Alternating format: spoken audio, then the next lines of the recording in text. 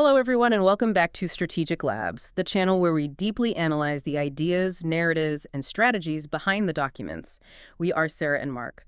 Today, we are going to dive into the material we have on the table. Before we start, please leave a like, share the episode, subscribe to the channel, and remember to check the description for the links to access the original material. Absolutely. It's great to be back. Yeah.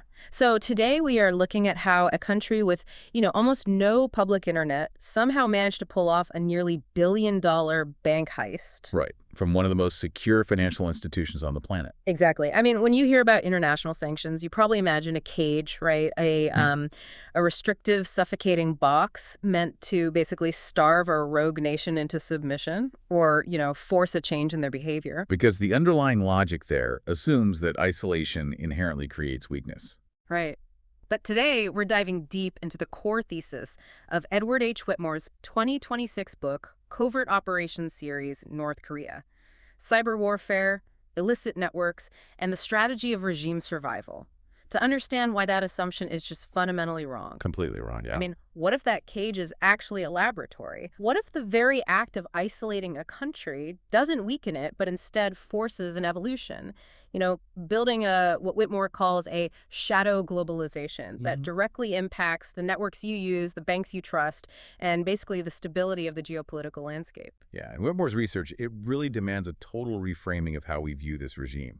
I mean, for decades, the global perception of North Korea has been locked into this very comfortable, almost dismissive caricature. Like the starving, erratic hermit kingdom. Exactly, perpetually teetering on the brink of total collapse. Yeah. But that perception is actually a massive vulnerability for the rest of the world. How so? Well, because they have taken absolute economic and diplomatic isolation and transformed it into this masterclass of survival and strategic ingenuity.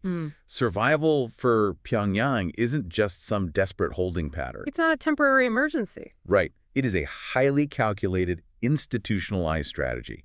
I mean, survival is their ultimate currency of power in the 21st century. So we're looking at a total paradigm shift here, going from being totally boxed in by the international community to becoming this asymmetric powerhouse. Yeah. And to really grasp the mechanics of this, I think we need to examine what Whitmore describes as the 2023 sanctions peak. Oh, the 2023 peak. That was, it was an unprecedented, highly coordinated international effort to completely strangle the regime's supply lines. We are talking comprehensive embargoes, right? On coal, iron, seafood, textiles. And refined petroleum. You had strict, heavily enforced bans on maritime trade, alongside a really meticulous financial chokehold executed via the SWIFT banking network. So the architecture of these sanctions was basically designed to be the ultimate pressure cooker. Exactly. The goal was economic asphyxiation leading to capitulation. Right. The international community, led by the UN and these global banking institutions, essentially built a digital and physical wall around the country. Because the prevailing theory was that modern nation states, they require access to the global nervous system. Like international trade routes and digitized finance. Right. To function at all. Deny them that access, and the state apparatus will inevitably starve. But the flaw in that theory is that it totally underestimated the regime's capacity to use those very constraints as an internal catalyst. They converted the limitation into an opportunity. Yes. When traditional overt avenues of trade and diplomacy were sealed shut, the state apparatus didn't fracture. Instead, it redirected its energy into building these alternative subterranean routes. Routes that circumvented the prohibitions entirely. It really mirrors evolutionary biology in a fascinating way. Oh, totally. Like, you place an organism in an incredibly hostile, resource-deprived environment, and it faces a binary outcome. It either dies, or it undergoes extreme mutation to become, hyper-resilient to that specific hostility. North Korea mutated. Right. Their economy adapted to thrive in the dark. But I do have to push back on the logistics of this evolution. Okay, sure. Because if a state is completely severed from global tech, cut off from international finance, and banned from importing foundational infrastructure, how are they funding and physically building these incredibly sophisticated evasion networks without imploding from the inside out? Well, the answer lies in the dual character of their isolation. I mean, diplomatic exclusion was intended strictly as a punitive measure, right? Yeah. But it paradoxically provided them with a cloak of invisibility. Oh, interesting. Because official, transparent channels require adherence to international law. They require constant scrutiny. By closing those channels, the international community inadvertently forced North Korean agents to move entirely into gray areas. Like informal networks and shadow markets. Exactly. Yeah. And decentralized digital spaces, this forced invisibility actually became their greatest asymmetric advantage. Because it let their operatives hide in the blind spots of international law enforcement. Right. Relying heavily on non-state actors, friend companies, criminal networks spread across the globe. So by kicking them out of the official global club, the world kind of forced them to become the undisputed masters of the global underworld. Yeah, they no longer had to play by the rules of diplomatic treaties because they weren't allowed at the table anyway. That's a crazy shift. And it alters how they interact with global power structures. Like, diplomatic isolation means you can no longer influence the world through treaties or trade agreements. Soft power is gone.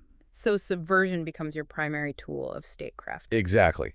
And regarding how they prevent internal implosion while doing all this, that requires an examination of their internal psychological framing. Right. How do they sell this to the public? They weaponized scarcity domestically.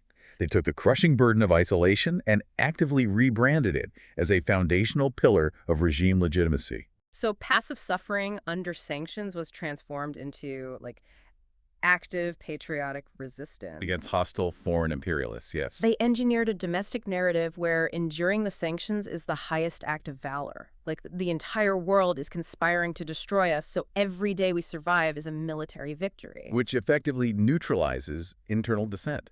Because any complaint about a failing economy can be framed as treasonous alignment with foreign enemies. Wow. And the institution responsible for orchestrating this massive two-front survival strategy, managing the external shadow networks while maintaining internal security, is the Reconnaissance General Bureau. The RGB, yes.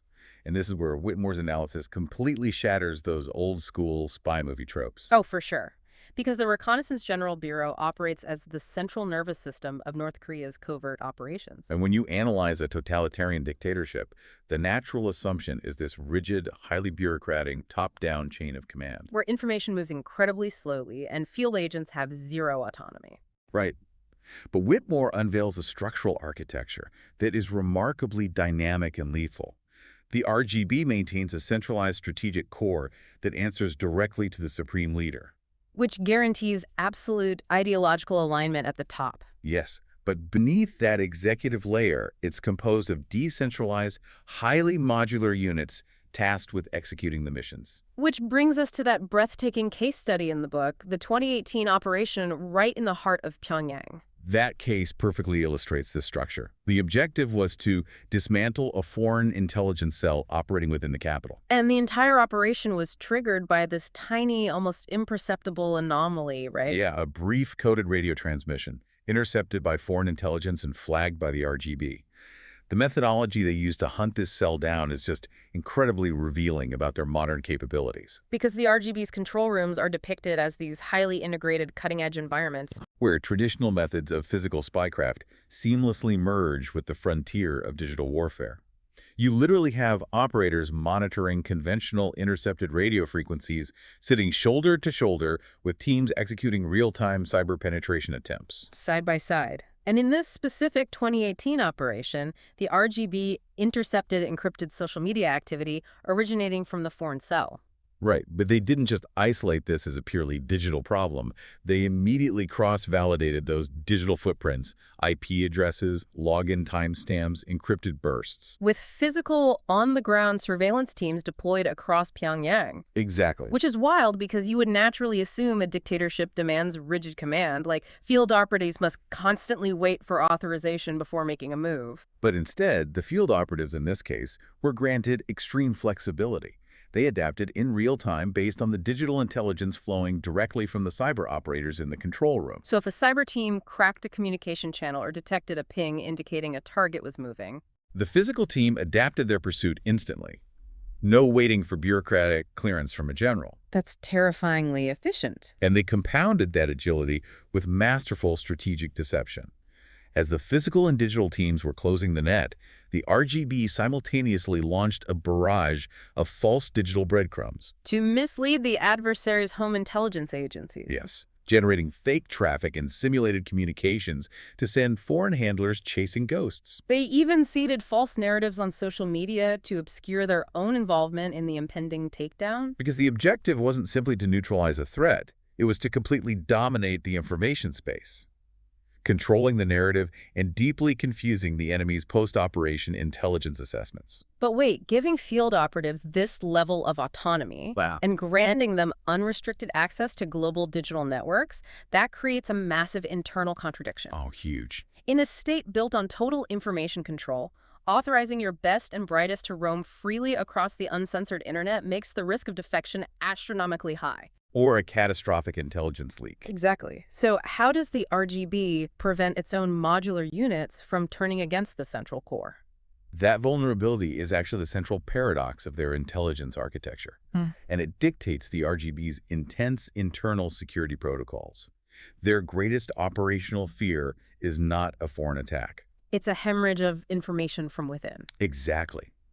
To mitigate this, they've engineered an environment of absolute paranoia and ruthless self-policing. Whitmore details their use of advanced internal security measures. Like what? Mandatory biometric identification for terminal access.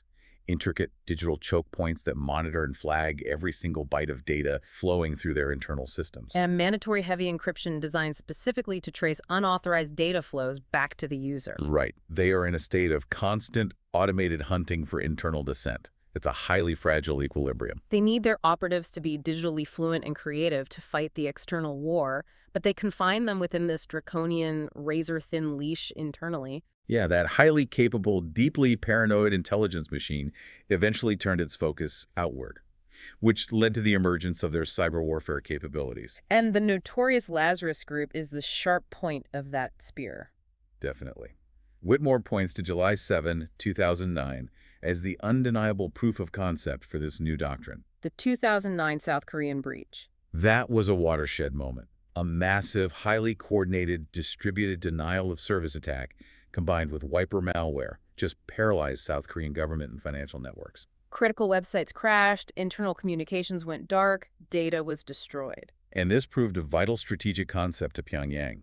North Korea could project devastating power and inflict massive economic damage on a technologically superior adversary. Without ever firing a kinetic weapon or moving a single troop across the demilitarized zone. Exactly. It was the moment they realized cyberspace offered the ultimate asymmetric equalizer. But building a world-class cyber army presents a massive logistical hurdle, especially for a country with virtually no public internet infrastructure and crippling economic sanctions. Right. You can't just buy off-the-shelf hacking tools. Or send your engineers to international cybersecurity conferences in Las Vegas. No, definitely not.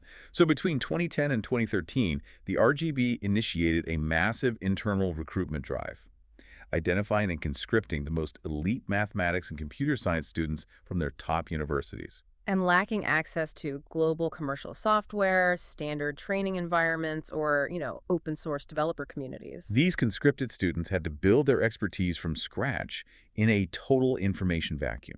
Which is insane. How did they do it? They trained on captured malicious code. They meticulously reverse-engineered foreign systems and malware deployed by other nations. So this forced isolation actually resulted in a uniquely North Korean methodology. Exactly.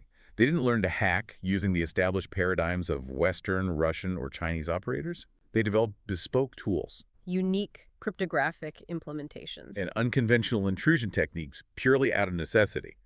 In the early days, this made their digital signatures incredibly anomalous. And really difficult for Western cybersecurity firms to predict or counter. Right. And that unique methodology culminated in an event in 2014 that permanently altered the landscape of corporate cybersecurity. The Sony Pictures hack. Yes. This was not a standard smash-and-grab data theft. It was a highly sophisticated, multi-layered, and deeply psychological assault on a major multinational corporation.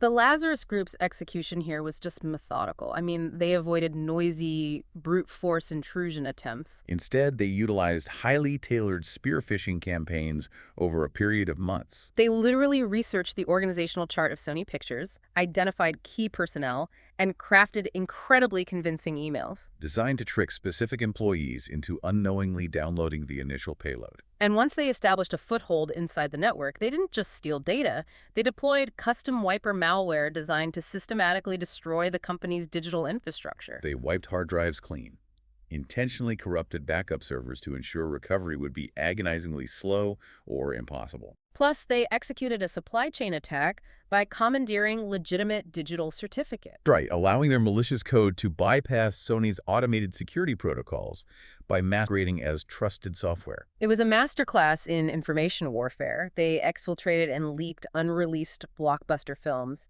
inflicting immediate financial damage. But the psychological damage was far more severe. Oh, yeah. Leaking thousands of employee social security numbers, medical records, and this trove of highly sensitive, embarrassing executive emails. And they didn't just dump this data all at once. No, they strategically timed the releases over weeks to dominate the news cycle and maximize reputational destruction. All in retaliation for a comedic film that mocked their supreme leader. And they routed the entire attack infrastructure through a massive, complex global proxy network. Utilizing compromised servers across Asia, Europe, and the Americas to intentionally blur the lines of attribution and mask the true origin. What really stands out to me here is the audacity of the Sony operation. It forces a total reevaluation of traditional deterrence theory. Oh, policymakers and military strategists were stunned by the risk calculus. I mean, think about the geopolitical implications. They launched a devastating attack against a major foreign corporation, operate on foreign soil, causing hundreds of millions of dollars in economic damage. Right. Why would an isolated, economically fragile regime take the immense risk of provoking a massive, kinetic military retaliation from the U.S.? Poking a superpower that aggressively seems fundamentally irrational. Well, it only appears irrational if you view it through the lens of conventional warfare. The regime realized that the architecture of cyberspace offered something physical warfare fundamentally lacks. Plausible deniability. And a blurred threshold of conflict. Yeah. Because technical attribution in cyberspace is incredibly complex, time-consuming, and often reliant on classified intelligence that governments are hesitant to share. So it allowed Pyongyang to impose massive costs on their adversaries while maintaining a shroud of ambiguity. Yes. They tested the boundaries of international tolerance and exacted a highly public revenge, all without ever crossing the traditional threshold that would legally or politically justify an open, kinetic military strike. They discovered a profound loophole in international deterrence. They could inflict severe strategic and economic pain while hiding behind a labyrinth of digital proxies and false flags. Calculating correctly that the U.S. would not risk a catastrophic regional war over corporate data loss. Exactly. They successfully transformed the internet into a battle space where their profound economic and conventional military disadvantages were completely neutralized. And once they realized they possessed the capability to cripple a multinational corporation, the logical next step was realizing they could use those exact same tools to rob one. Right. They transitioned from corporate sabotage to outright large-scale financial warfare and sanctions evasion. Whitmore's breakdown of the 2016 Bangladesh bank heist just highlights a staggering escalation in their ambition. The Bangladesh bank heist was a meticulously planned operation to siphon nearly $1 billion directly out of the central bank's account held at the Federal Reserve Bank of New York. And to accomplish this, they targeted the SWIFT messaging system. SWIFT is the digital backbone of global financial transfers. It's the secure network banks use to authorize international payments. But the SWIFT core network itself is highly secure. So the North Korean operatives didn't attack the core, right? No, they didn't. They attacked the peripheral vulnerabilities, the human operators and the institutional blind spots at the local bank level. They compromised the specific terminals inside the Bangladesh bank used to interface with the SWIFT network. The mechanics of how they executed the theft are brilliant, because they didn't just steal the credentials. Right. They installed bespoke malware specifically designed to manipulate the SWIFT terminal software. So when the fraudulent transfer requests were sent to the New York Fed, the local terminal in Bangladesh would normally print out a physical confirmation receipt for the clerks to review. But the North Korean malware intercepted those specific print commands. Effectively silencing the physical paper trail. and blinding the local operators to the fact that their reserves were being completely drained. And the timing of the operation demonstrates this profound psychological and logistical understanding of global institutional gaps. Oh, the timing was perfect. They initiated the fraudulent transfers on a Thursday evening in Dhaka. So by the time the massive anomalies were flagged by the New York Fed on Friday, the Bangladesh bank had closed for their weekend. And when Dhaka reopened on Sunday and frantically tried to halt the transfers, the routing destination banks in the Philippines were closed for a long national holiday weekend. They actively exploited the asynchronous nature of global time zones and local holiday calendars to maximize the delay. To delay the discovery and interdiction of the funds, exactly. They accepted the extreme risk of exposure and international fury because, as we discussed, hard currency is the absolute lifeblood of the regime. Without massive influxes of untraceable capital, their ballistic missile programs halt, their nuclear ambitions stall, and the internal elite patronage networks begin to fracture. Right. And while the operation was ultimately halted by a simple spelling error in one of the transfer requests, they still successfully extracted roughly $100 million.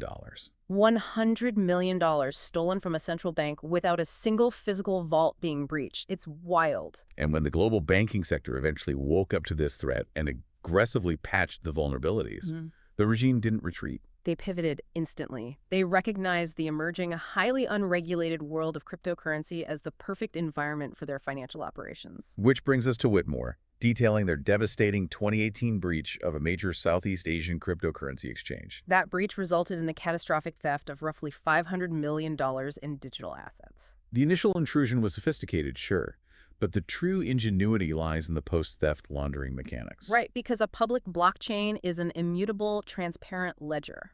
Every transaction is visible. So how do you transform $500 million of highly publicized, easily traceable stolen crypto into usable fiat cash without triggering global law enforcement alarms? The RGB utilized a technique known in blockchain forensics as code layering, or peel chains. Yes. They didn't move the funds in massive, easily identifiable blocks. They systematically broke the stolen assets down into minuscule, fragmented portions. And dispersed them across tens of thousands of intermediate wallets in an intricate, automated web of transactions. Because the objective of code layering is to create data overload. It is designed to completely overwhelm the computational and human resources of compliance analysts. By the time an investigator traces one fraction of a Bitcoin through 50 different wallets, the funds have already been exchanged for privacy coins or moved onto unregulated, decentralized platforms. Concurrently, they executed massive identity spoofing operations. Because to convert the crypto into fiat currency, you eventually have to move it through an exchange that complies with KYC, Know Your Customer regulations. So the RGB operatives purchased stolen identities on the dark web or manufactured highly convincing forged passports to pass these automated KYC checks. And they utilized vast botnets and VPNs to route their connection traffic through geographically plausible IP addresses, making the liquidation of stolen funds appear as routine trading activity from legitimate users in Europe or South America. They effectively weaponized the core features of blockchain technology, its decentralized, borderless, and pseudonymous nature against the very international systems that have spent decades trying to freeze them out. And the shadow globalization isn't restricted to the digital realm. The cyber thefts finance a sprawling physical infrastructure of illicit trade. Yeah, Whitmore's analysis of their physical smuggling networks reads like a maritime spy thriller. The 2019 incident involving a cargo vessel in Southeast Asia really illustrates how they manipulate global heuristics. This specific ship was actively toggling its automatic identification system, its AIS transponder, on and off. It was utilizing fraudulent registries, essentially changing its legal identity and flag state while on the open ocean, allowing it to seamlessly blend sanctioned cargo right into the massive, chaotic flow of legitimate global maritime trade. The physical evasion networks are just as sophisticated and modular as the digital ones, and they extend far beyond Southeast Asia. Oh, much further. The RGB established deeply embedded operational fronts right in the heart of Europe. Like the 2018 operations centered in Riga, Latvia, where operatives manipulated highly complex customs data and altered shipping manifests, exploiting subtle loopholes in the harmonized system codes. By slightly misclassifying the technical specifications of materials, they successfully routed restricted dual-use technology directly through heavily regulated European logistics hubs. Components that have legitimate commercial applications but are essential for advanced weapons manufacturing. And there was another deeply concerning operation in the Czech Republic. Right. An RGB intelligence cell actively infiltrated advanced missile research programs using the cover of academic liaisons. Cultivating long-term, seemingly benign relationships with European technical experts and researchers, ultimately leveraging those connections to extract highly classified data critical for improving their ballistic missile guidance systems. It's like a hydra. The entire apparatus functions like a massive, decentralized hydra built out of shell companies, proxy agents, and compromised logistics networks. Right. You cut off one shipping route in Southeast Asia. And a brand new academic front company simultaneously opens up in Prague. If global regulators patch a critical vulnerability in the SWIFT system, the RGB instantly pivots its resources to exploiting the nascent vulnerabilities in crypto exchanges. It is an endless, highly modular, perfectly adaptive web of evasion. And the structural resilience of that network is astonishing. Which really brings us to the most visceral, highly public, and often misunderstood aspect of their overall strategy. Their kinetic operations. Right. We have established their mastery of the shadows, the silent cyber thefts, the covert smuggling, the subtle academic infiltration. But we must analyze how they utilize horrific physical violence and overt military provocation as calculated tools of strategic signaling. Like the 2017 assassination of Kim Jong-nam, it provides a terrifying window into this logic. The timeline is February 2017, inside the incredibly crowded Kuala Lumpur International Airport. The half-brother of the supreme leader is assassinated using VX nerve agent, a banned weapon of mass destruction. The tactical execution of this operation was bizarre, almost surreal. They utilized two seemingly untrained women who were led to believe they were participating in a hidden camera reality TV prank show. These women simply walked up and smeared the deadly nerve agent directly onto his face in the middle of a bustling international terminal. The entire act was captured from multiple angles on countless high-definition CCTV cameras. The operatives, both the women and the North Korean handlers monitoring the attack, were exposed almost immediately. The operational security was incredibly messy, leading to an immediate international diplomatic crisis. And viewed through the traditional lens of covert operations, where the ultimate goal is a silent, untraceable elimination that leaves no forensic link back to the state. The assassination appears to be a colossal, embarrassing failure. But to understand the regime, we must analyze their true strategic objectives. Was it a failure? No. The brutal, highly public, and undeniably traceable nature of the attack was not a tactical flaw. It was the entire strategic point of the operation. Wait, the logic suggests they deliberately wanted the operation to be sloppy in public. They wanted the world to watch it happen. Absolutely. The assassination was designed to be a terrifying, undeniable signal of the regime's global reach and its absolute resolve. It broadcast a very specific message to any potential high-level defectors, internal political rivals, and foreign intelligence agencies. There is no safe harbor. We can reach out and execute you anywhere in the world, even in a heavily surveilled international airport. And we possess and will not hesitate to use chemical weapons of mass destruction to accomplish it. They deliberately accepted the massive operational risk, the ensuing diplomatic fallout, and the exposure of their intelligence networks in Malaysia in order to achieve maximum strategic shock value. It was an act of brutal psychological warfare executed on a global stage, designed to instill paralyzing fear. They prioritized the absolute terror of the message over the neatness of the execution.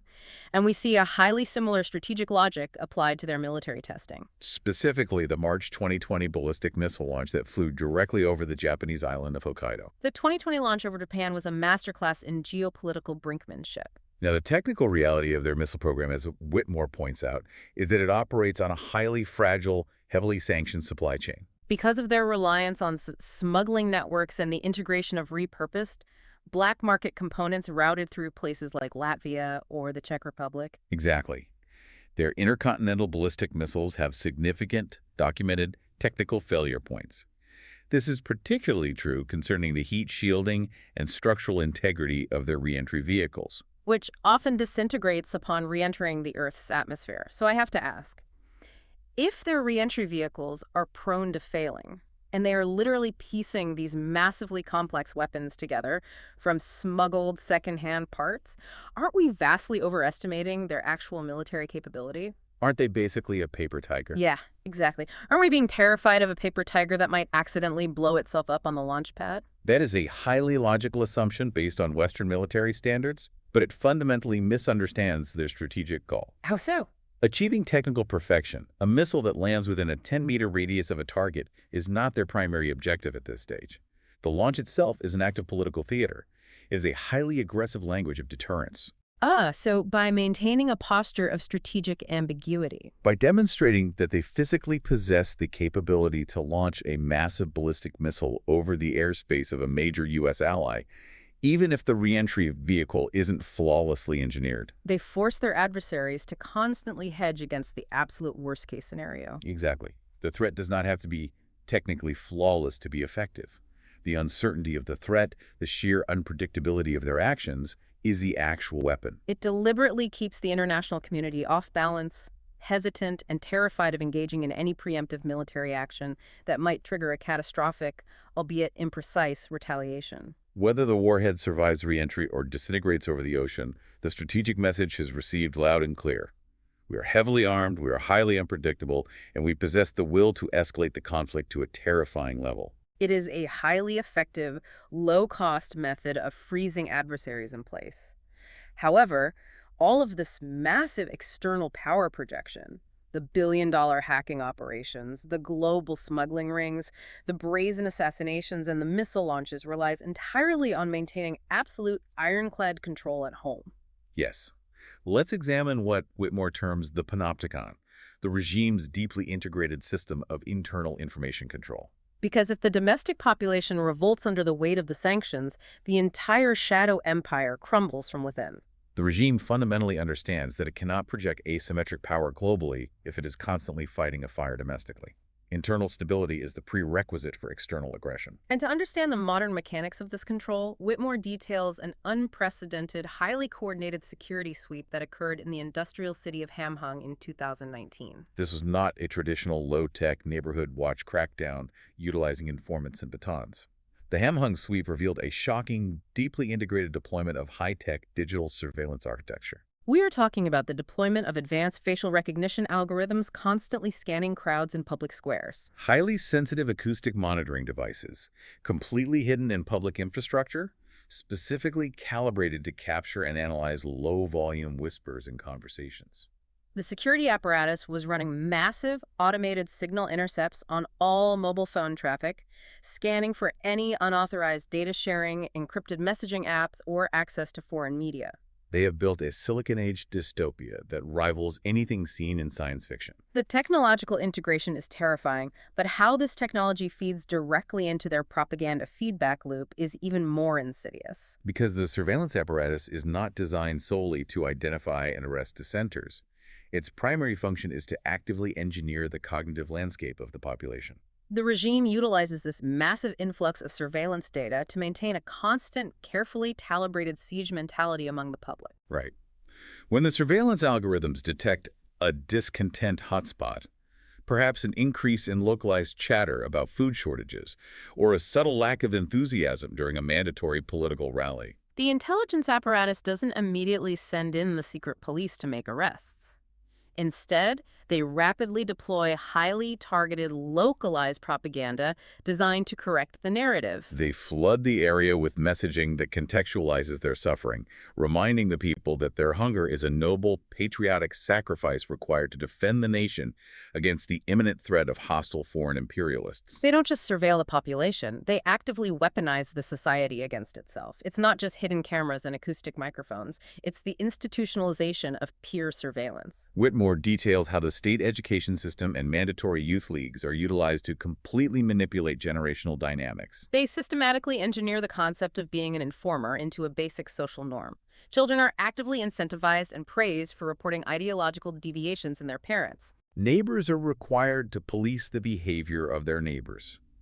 The population is essentially trapped in an environment where basic human trust is a massive liability. And isolation from your own community is the only safe posture. It creates a suffocating psychological atmosphere where political dissent isn't just physically dangerous, the environment is engineered to make the very concept of resistance seem cognitively inconceivable and socially suicidal. However, Whitmore makes a crucial caveat that we must recognize. We have to analyze the structural flaws in the machine. Yes, this panopticon is incredibly pervasive, but it is not omnipotent. It suffers from severe, undeniable infrastructural realities. Like frequent, widespread power outages constantly rendering the facial recognition cameras and acoustic sensors blind and deaf. The aging, heavily sanctioned computer hardware utilized to process the massive amounts of data frequently fails. And the human operators tasked with analyzing the surveillance feeds are vastly underpaid, chronically fatigued, and highly prone to bribery and corruption. And the human spirit is remarkably resilient against even the most sophisticated oppression.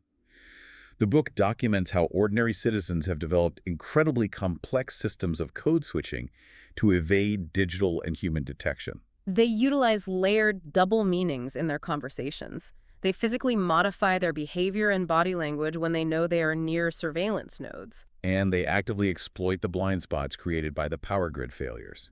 The regime's internal control is incredibly pervasive, but it represents a highly fragile, constantly shifting equilibrium. It is not a state of absolute, uncontested dominance. No, it requires a constant, exhausting, and resource-intensive battle just to keep the lid on the pressure cooker. So when we step back and view the totality of Whitmore's analysis, the external evasion and the internal control, a profound, deeply integrated pattern emerges. The survival of the regime is not an accident. It is an architectural achievement. Let's clearly define that pattern. Bring all of these disparate threads, the hackers, the smugglers, the assassins, and the censors together. What we are observing is a highly interconnected, modular architecture of survival. It operates as a closed, self-sustaining loop. The massive cyber thefts executed by the Lazarus Group provide the untraceable capital that finances the ballistic missile development. And the spectacular, highly provocative missile tests demand global diplomatic scrutiny, providing excellent cover and distraction for the intelligence operatives expanding the global smuggling networks. Those smuggling networks feed the academic front companies and supply the military with restricted technology. And the brutal, highly public assassinations protect internal cohesion by terrifying defectors, ensuring the entire loop remains sealed. It is a terrifying ecosystem where every single piece exists to support and protect the others. It's an interconnected, modular architecture. Recognizing this interconnected ecosystem perfectly explains why traditional global countermeasures have largely failed. Whitmore describes the international response as a frustrating, highly reactive game of whack-a-mole. Exactly. Western responses to North Korean aggression are heavily constrained by design.